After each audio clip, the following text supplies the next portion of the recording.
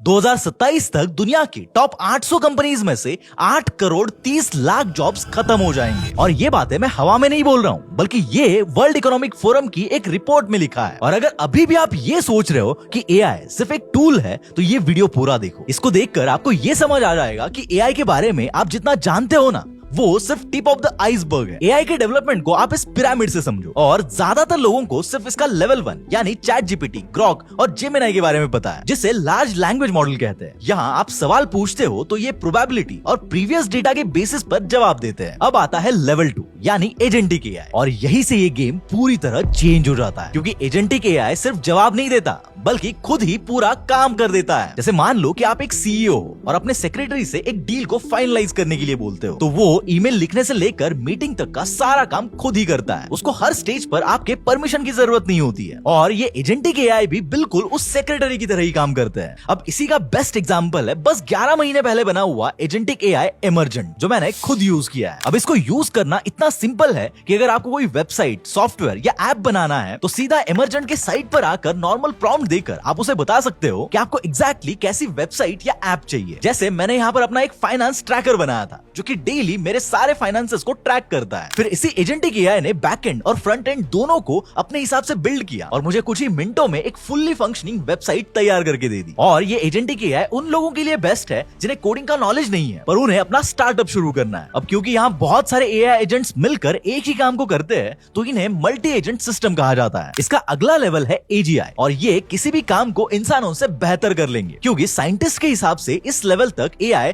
इंसानों जैसा ही सोचने लगेंगे। सैम ऑल्टमैन तो ये तक मानते हैं कि इस स्टेज तक भी हम अगले कुछ ही सालों में पहुंच जाएंगे। और फिर आता है एआई का फाइनल लेवल, सुपर इंटेलिजेंस, जहां एआई ह्यूमन इंटेलिजेंस को कंप्लीटली सरपास कर देगा। अब ये टेक्नोलॉजी किस तरह से बिहेव करेगी, इसका अंदाजा आज एक्सपर्ट्स भी नहीं लगा पा रहे। या तो हमारी दुनिया ऐसी हो सकती है, या फिर ऐसी। वैसे आपको क्या लगता है? कमेंट्स में बताओ। और अगर आपको भी बिना कोडिंग के नॉलेज के कोई सॉफ्टवेयर बनाना है, तो एमर्जेंट को यूज करो।